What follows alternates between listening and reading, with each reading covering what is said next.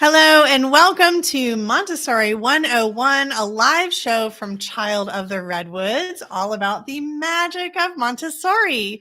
We believe that every child deserves a Montessori education. I'm Aubrey Hargis. And I'm David Hargis. So if you are live, welcome. If you're watching the replay, welcome. If you're listening to the podcast, welcome. We're happy you're with us. And if you'd like to know more about our work, head over to our website, childoftheredwoods.com. Awesome. Thank you. So we are here to talk about goal setting. Now, when you think about your kids and goals, you might be thinking at first more about like what goals you have for them. That's right. I can just think of our two children right now and think about the things that I want them to learn. Oh my goodness. I want our oldest to learn how to drive a car. Oh. I want our kids, I want our youngest to learn more math. I don't know. Like there are always things that we want for them. And also like intangible things. I want to raise them to be kind human beings. I want to raise them with the goal of them being happy and finding something to do in their career that fulfills them and just makes them feel self-satisfied, right? And I want them to care about the environment and all those lovely things. Those are big goals that I have as a parent, aside from the academic goals. But something that we learn about in Montessori is that we should be helping our children achieve their goals. And that even very, very little children, even babies, have goals.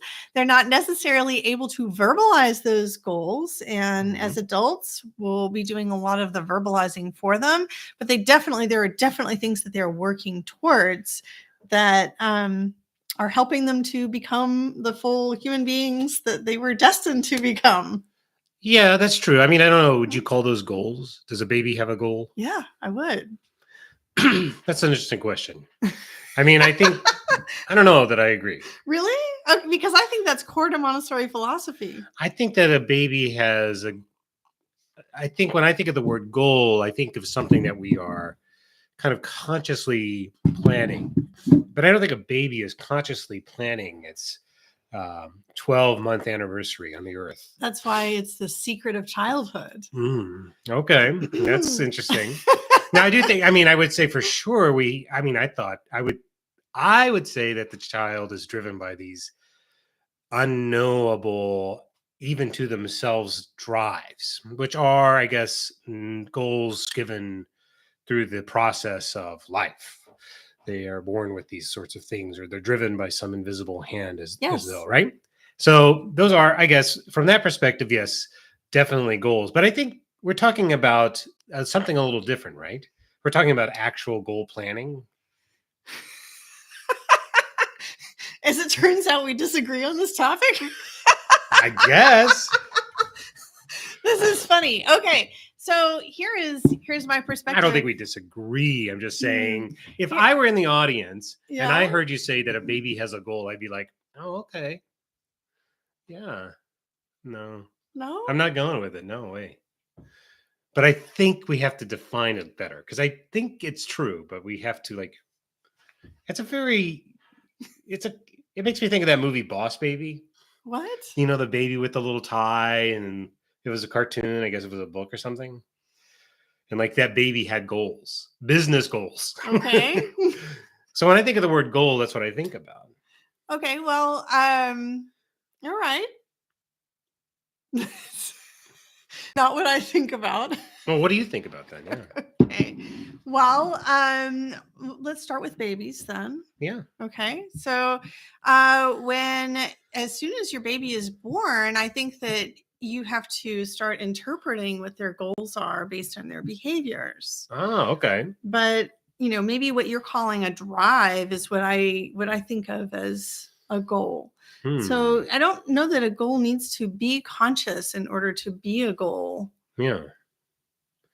So, now folks are filtering back in. For those of you who are watching the replay, good news, you didn't get all the technical problems, and hopefully our audio is working correctly now. And if it isn't, please let us know. But as those of you who are filing, and I am curious, can a baby have a goal? I'm really stuck on this, because I think That's an interesting question. When we talk about goal setting for children, and this is, I think it's actually germane, because when we talk about, yes, super, thank you for confirming. When we think about goal setting, I think we think about adults, and we think about life ambition, or we teach, we think about something that we teach teenagers to do, right? Get ready for their college or post high school experience, and what are your goals in life? And when we ask little kids, like, "Well, what do you dream of?" Then we ask them, like, "What do you dream about being?" Like, "I want to be an astronaut," or whatever. And like we think of those as goals, but real goals are for adults. I think that is our bias in society. And so the concept of like a baby having a goal is like, I don't think you appreciate how wild that idea is. I think you're just like, oh yes, babies have goals. And I'm like, no, I don't think most people would agree. I don't think that's actually commonly held. Okay. I think that's like a really, really interesting, provocative statement. Okay. And so I'm challenging us to dig into that, because I think it's the premise. Like, why would a child need a goal, and at what age is it appropriate? Like, is it a baby? Is it a 2-year-old? Is it an 18-year-old? So, what is a baby's goal? And Oh, are you ready to talk about goal setting with yes, babies? yes, Okay. babies. Okay. All right. So, first, I don't know. Are you ready to dive into the baby discussion? Because I was going to talk about goal setting in general, I'll and go for it. Yeah. no, it's fine. We'll just skip that part. Oh, can we talk have a drive about- for nourishment as a goal. That's a good one. That is a really good goal for babies. Yeah. Any other? Seems like others agree with me here, right? Right. Like babies clearly It's a small have sample goals. size. Babies and toddlers clearly have very, very distinct goals, in my perspective. And I guess when I think about a goal for a baby, I'm thinking like the little baby who is trying so hard to just like lift up their head in that progression that we know, that we might call it like a milestone, like your baby has reached a milestone is what we generally think of it as. But if we think about the perspective of the baby, it's actually like a goal of theirs that they work really, really hard on to learn how to hold their neck up straight, and how to lift up their head. That's why we respond by trying to give them more opportunities to practice those skills. If we are thinking about the benefits, the beneficial way to help babies achieve what they're trying to achieve, then we'll give them more tummy time, or we'll, carry them more so that they have more of an opportunity to work on that head lifting skill. And I think we often do this kind of instinctively or naturally, and we take for granted the fact that babies are actually working like a million times harder than most adults work. Well, I agree with day. that for sure. Yeah, and I guess, as I'm thinking through this idea of does a baby have goals? Because I didn't intend to talk about babies for baby goals. You didn't read my notes. I didn't. I was busy. Okay. I was doing other things. I know. You've been working on some kind of technical issue. Yes, all right. So, so if you was read the notes, you would have known. We're going to talk about babies. But I think you're right. Like, I think this is an interesting question. Like, goal setting seems to be an innate human thing. I wonder even if I'm thinking about Maria's fundamental needs of humans. Whether they're 11 or 13, and I wonder within that where goal setting or aspiration or hope or vision or something would live, because it does seem that we are really driven beyond just our animal instincts for survival. There is something, and that something is a goal. And it does seem to be a present to some degree in even the very smallest of our citizens, like a little tiny baby. Well, I think that the goal setting is relational to the development of the human being. Well, right. As they journey into the ability for abstract thought, they're able to see further. So, well, like what kind of goals do you have right now for yourself? I know you don't, David, to be totally honest, David is not into goal setting as much as I am. No. Like in any degree, like ask me all the planning things and all the goal setting and intention setting. Like that's my category. David's not really all about the goal setting, but I bet you, if you really think about it, David, I bet you have some goals in mind for your life right now. Like I am not a what kinds goal of setter, but I am kinds of goals do you have? So I'm a staunch believer in a purposeful life. And I think a purposeful life means knowing who you are and where you want to go and being driven by that. So I think when I think about my aspirations and goals, it would be things like to try and live a more moral life. Okay. To reserve more time for spiritual practice. It would be to learn to appreciate the small moments. Mm-hmm. And then there would be some practical ones too. Like I have work goals, like I want to finish certain tasks, or I want to see our YouTube channel grow or something like that. Might be fun, right? So yes, for sure. Even though I'm not the kind of person who makes goals, and I'm rigidly anti New Year's resolution. Yes, I know. You're right. I do, because I believe in a purposeful life. I think that we have to have a purpose-driven life. But my point is that your goals are really appropriate to your life stage right now. Yes. And this is, I don't know, this is what life is like in one's 40s. I know some of you are not there quite yet, but you're getting into the midlife crisis category where you're kind of reassessing, what you really believe, why you're really here. You're starting to see that you've lived a long time and that your culture is different, and you're starting to have a lot of different kind of introspective feelings, I think, about life, and that influence your goals. And also with career tends to be a big focus for a lot of people in our age group, maybe a career shift or a reorganization of priorities. And as well with our kids being their ages, the idea of like goal setting for ourselves, kind of setting ourselves up for a future, as I hate to say it, as empty nesters, and, the next decade or so, whenever it happens with our kids. Well, it's not a rush. We have time. Like, these are very age appropriate goals. And so I think that when we talk about goal setting, a lot of people, you're right, a lot of people do think about career goals or, kind of achievement goals, health goals, that sort of thing.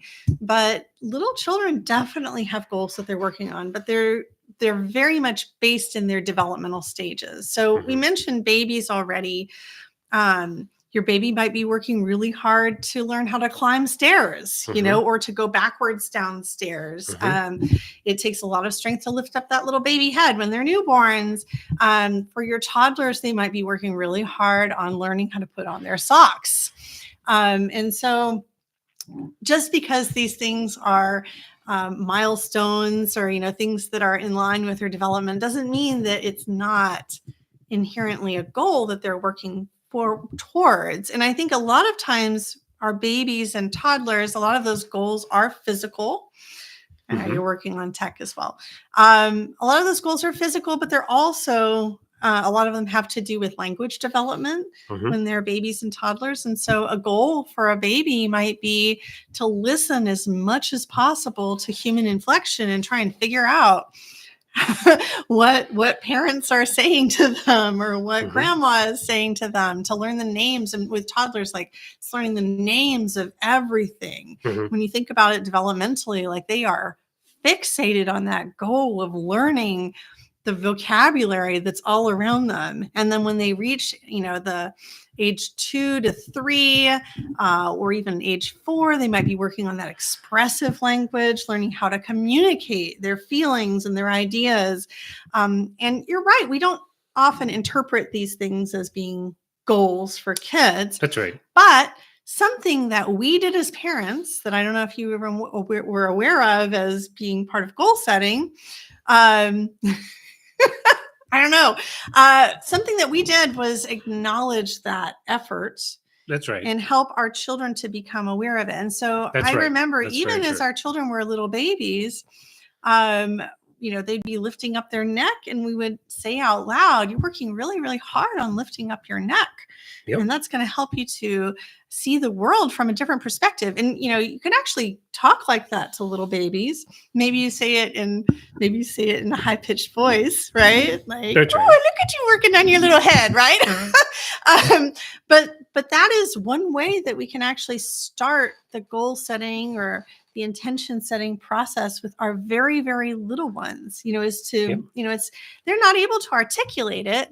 So it's our job to notice what is happening, or at least this is my perspective on goal setting with babies and toddlers. That's right. Your job, at least in the Montessori perspective, is to notice what your child is working towards and then to acknowledge it and bring awareness to it. And if our children aren't in a stage where they are able to express it or conceptualize it, we're doing it for them. And they're hearing the language. And I really believe that if we start when our babies are very, very little, and with our little toddlers, maybe they're working, their big job is like potty learning is a huge one for toddlers.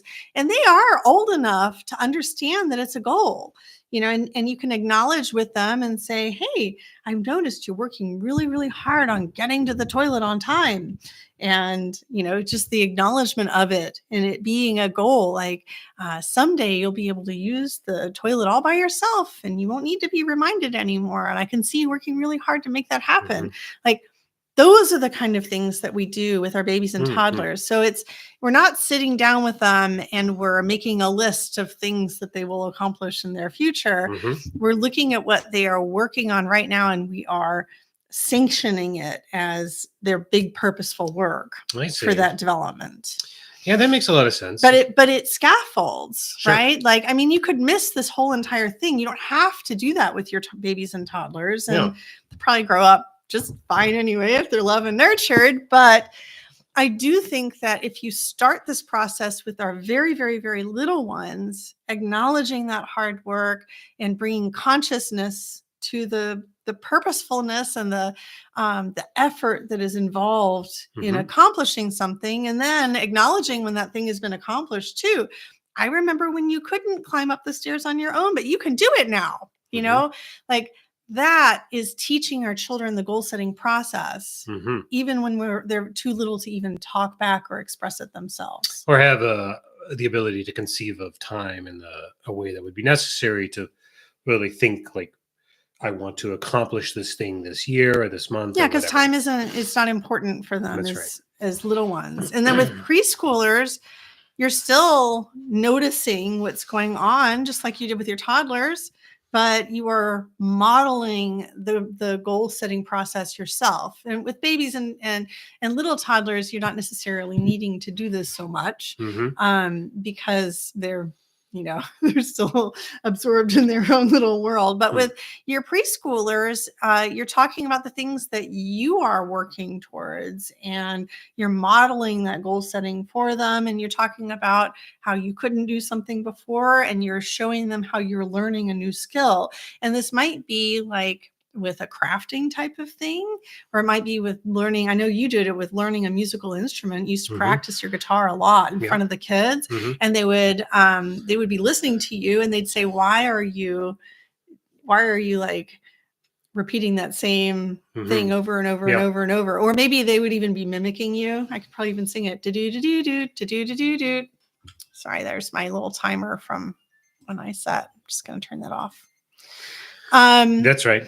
The little licks and that would work on. Your little guitar licks and things. But you would actually verbalize it back to them. You would say, I'm practicing this because I'm really working on getting better to learn this new song. Or, you would definitely modeling that process for them, even when they were very, very little, when they were preschoolers. Yeah. I get what you're saying. It makes a lot of sense, because when I was thinking about goals, I was thinking, we're going to show this lovely little, we had made up a little goal sheet, and we were going to show this, and like, you have to articulate it. And so when you're saying, babies have goals, I'm like, wait a minute, hold on a minute now. How can you have a goal as a baby? But you're right. In fact, you're precisely right. It makes me think of the, wherever wherever your treasure is that is where your heart will be found. Mm. And so whenever we put whatever, and that is like whatever we aspire for and however we model for our children to set aspirational things for themselves, uh, they're really taking all that in.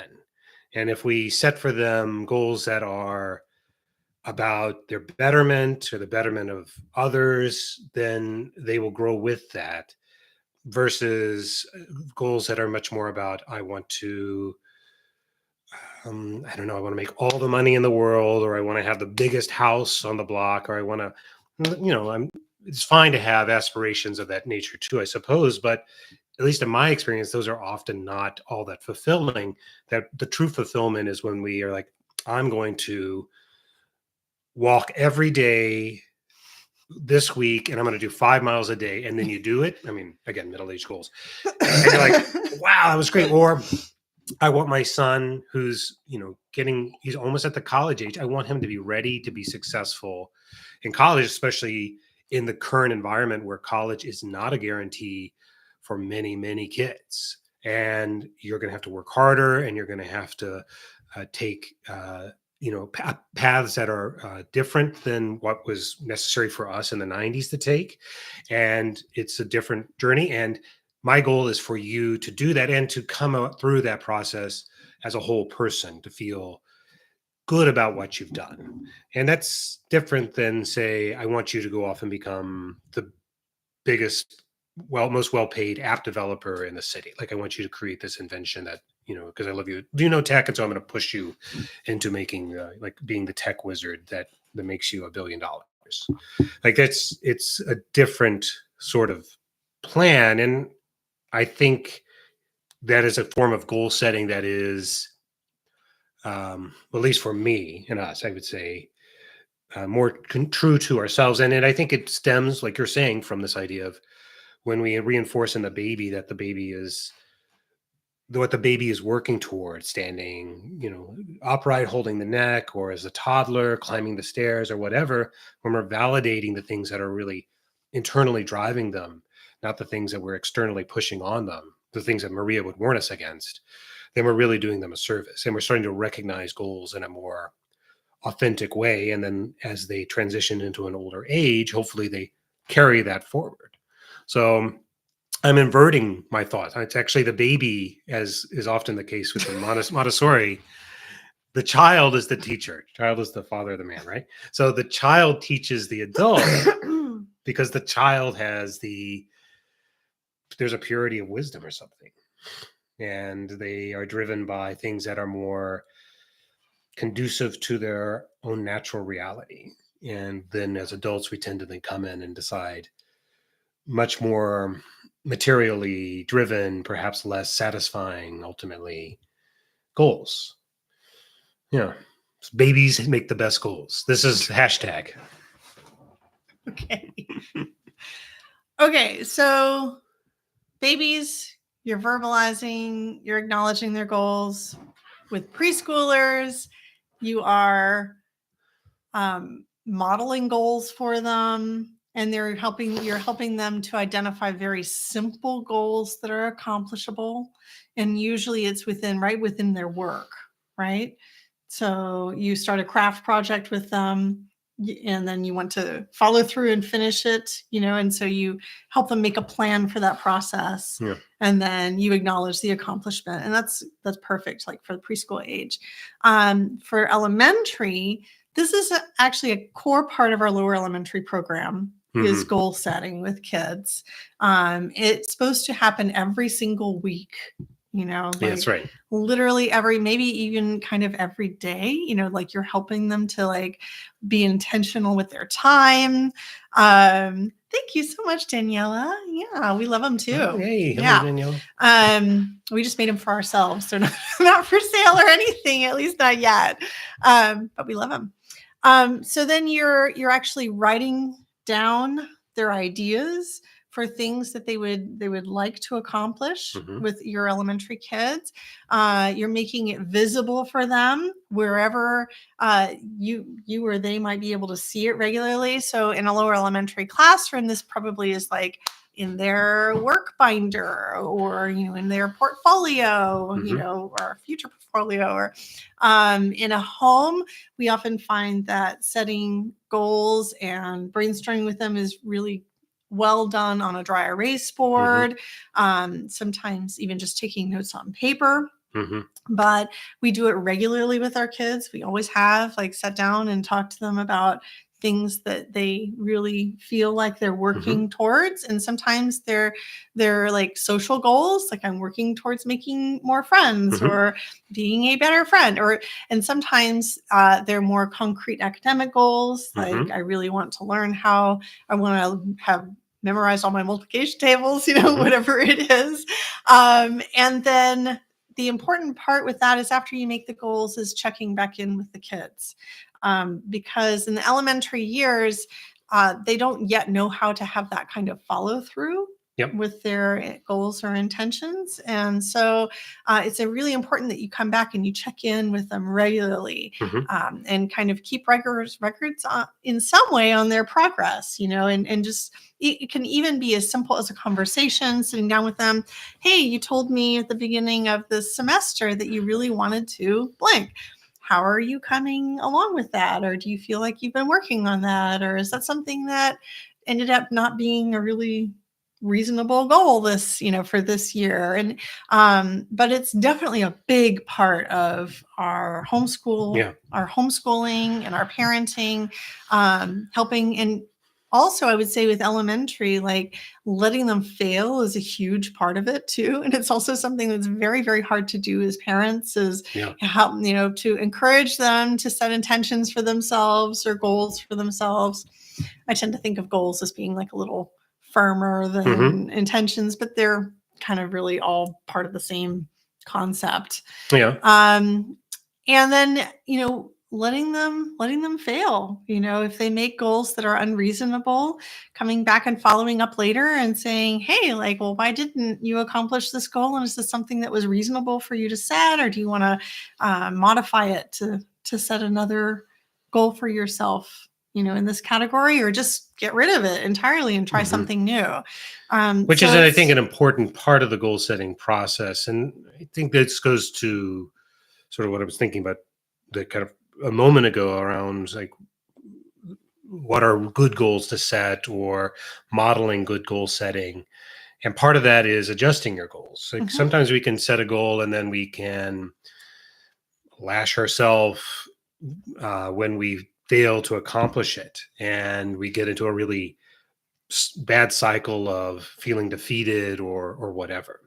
And that's also really important. It's important that we teach children how to adjust those goals, and then to be resilient, not to say, oh well, better luck next time, all the time. I think it's important to have accountability to yourself, but I think it's also important to be realistic as you work through that, and to say, I still value this outcome. What do I need to do to adjust? What do I need to do to maybe break that goal into something smaller to get there, rather than just say it's a failure, I can't do it? The diet mentality or something, like, oh, I'll never lose this weight, or I'll never finish this project, or I'll never whatever. It becomes like a monolith.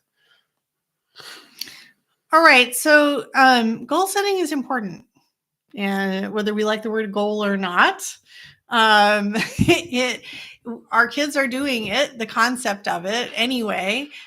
We can bring awareness to it. Setting goals helps us to break things down into little steps. Hmm. We are doing this naturally in the Montessori method with every single lesson that we teach our kids. We do it in the math curriculum by piecemealing the mathematical concepts. Yeah. We do it in the practical life lessons when we help our children learn the sequencing, what comes first, what comes next, in order to get there. Even when I mentioned sewing, Hmm. like, we don't just give a kid a regular needle and a tiny piece of thread and some fabric to sew together and say, have at it. There is a process to learning those skills Yeah. that build upon one another. And Yeah. that is something that is really important to teach children so that they will be successful when they are adults and they are choosing to learn new skills. It also helps with procrastination and with overwhelm. Setting smaller goals is more helpful than setting expecting yourself to accomplish the one big goal. And so teaching children how to break things down is really, really important. I think it helps with attention and focus. It's really easy for us, to get distracted, all of us, to get distracted by other things and to forget the purpose, that we're actually here for. And you mentioned this earlier about time and the concept of time, about how, and I said like babies and toddlers don't have a concept of time. So that part doesn't really apply to them. But during those preschool years and elementary years, goal setting in some even small form does help children to understand the passage of time. I agree. Yeah, for sure. Definitely, it's a helpful, because it's such an abstract concept, time, and we really don't introduce it fully until the lower elementary years. And so if they're under that age of 6, especially, in that sensorial age, it's hard for them to conceive of time. Even as adults, though, time is it's a really complicated, almost like magical thing. It's both, we see the effects of it, but never the thing itself. And it continues to confuse us. So helping to visualize time through goal setting can be a really helpful way of giving kids a sense of what the passage of time actually looks like. Yeah. All right. So we want to end with a little demo of an activity that you could do at home. This is actually from our Climb unit, which I think has just been put into the store, right? Yep. So this is available to anybody, not just Constellation members. But what we created, did you print out the lesson as well? Oh, you didn't. Okay, that's okay. What we created was a lesson that had to do with our theme of climb. And we took the story of these two famous Everest climbers who worked as a team. I forget their names now because I don't have the lesson in front of me. But this is all built into the lesson. And so we talk about the biographies of these people and the goals that they had set. And their big goal was to climb Mount Everest together. So I think this is a European working with a native Sherpa, right, for Everest. And then we follow it up with an activity for goal setting. So if you are brand new to goal setting, this is kind of scripted as though you might do it with a lower L age student, but I would encourage you to ask these questions orally, and do the writing for your preschooler as well. And we give a lot of suggestions for little, very easy goals that you could set with your kid that's very accomplishable. I'm trying to remember off the top of my head of some of them were like, I want to read a book every single day this week. Something very, very simple. So let's set a goal. What school would you like to learn, or what would you like to do? It could be, I want to read a book every day. Or it could be something like, I want to go to this specific playground this week, play with my friends, or I want to make cookies, or whatever it could be, right? Yeah. And then we ask them a probing question. Why do you want to learn it? So not just what do you want to do, but getting them to think. And this is especially good for kids who are in that second plane and beyond, where they're able to start to think through consequence in a deeper way, right? A younger child is in a sensorial age, and so they're going to be much more stimulus response. But you can still go through this exercise at that younger age, as we were talking about, because babies make the best goals. So why do you want to learn it? What is it that you want to get? And this again starts with that modeling of not just wanting to aspire for something because you feel compelled or society tells you to, or you feel social pressure or whatever, but because it says something inside your heart. And those are the goals that are actually going to resonate. Okay. And then we ask them to step it out. How do you plan to do that? So how would that might look like what? How would let's say the goal was, I'm going to read a book every day, And I want to learn to do that because You know what I'm thinking? It might even be better to do something more concrete. Oh, okay. Like, I want to clean our dining room table. Oh, you know? okay. I want to clean our Um, dining room table. Okay. And then the reason I want to do that is a clean table makes me feel more And peaceful. because we want to have a lovely dinner tonight, and Yeah. or Grandma's whatever. coming over or Yeah. something. Okay, and then so we want to then start to think about what do you need to do in order to learn this skill? Write down 4 steps for success. So those would be like it could be the sponge. Or accomplish this activity. Like you might be using a sponge would be a skill that you would need to have. Well, I was actually thinking, if you were doing this with a child, you would be thinking about concrete steps that you're going to take in order to make this thing happen.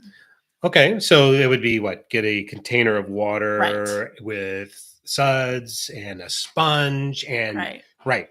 Okay. Declutter the table first, like thinking through the steps that would need to happen in order to make the skill or activity a success. Yeah. Now in our template here, and you can obviously make your own, but in our template we have 4 space for 4 steps, and obviously some tasks have more than that, but I would encourage you not to overweight the number of steps. It can become overwhelming for kids. Now that is not to say that some, as you will know if you do Montessori lessons, some of those lessons have lots and lots of little steps. But we're talking about with the child, helping them start to conceive. And really the goal is to break down. You have a messy table, you want a clean table. What are the big things that you need to do in order to make A look like B? Yeah. Okay. And then after that, we asked them if they want to use the tracker. So we provided a habit tracker here. And you can see you would write the goal. Yeah. And I don't recommend using a habit tracker for everything or every single day. It's just a tool that you can experience with your kid if they're interested. Yeah. So in this case, we would say, no, I'm not going to use the habit tracker because it's a one-time goal. What a habit tracker reminds me of is meaning like we educators would often want to use a habit tracker to track behavior, or it's like what's called a behavior chart, Sure. Right? And so we're trying to get away from children having their first experience with habit tracking being directly related to behavior. And we're trying to teach them how to use, just like a check off, habit track in a positive way that's completely unrelated to how, whether they're so reading a book every day, whether they're hitting or throwing tantrums or whatever. That just occurred to me that a lot of children have their first experience in a negative way with habit tracking. And this goes to what I was saying about when we set goals and then we don't hit them, and we can then just like punish ourselves. So if you get to that and you look across and you don't have a check in every day, it can be, you could either take that as a failure, but what we want to do is to actually teach the child the resilience to say, okay, what prevented you from doing it? And in fact, that's actually the next thing that we ask them to think about. What will you do? What will you tell yourself if it feels hard along the way? So how do you kind of keep yourself motivated and focused?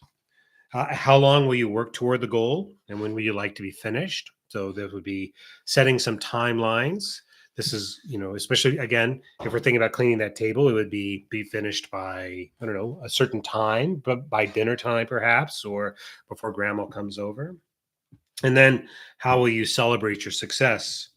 And I think that could be enjoying the clean table. I think this is where setting a good goal of an intrinsic motivator becomes really vital, right? So how will you celebrate your success shouldn't be, I'll have a big ice cream sundae, although they can be delicious. We want to instead have the satisfaction of the clean table and the enjoyment that everyone receives from it be the reward. And so we want to start to encourage children toward that, because otherwise you can develop some really unhealthy habits that will carry on through the rest of your life. And then the last one is you would ask in reflection, did you accomplish your goal? Is it yes? Not yet. And most importantly, I'm making progress. So again, it's not a binary, which is where we get into a lot of trouble. We say, I didn't do it. I didn't get checks. I didn't get a gold star every day.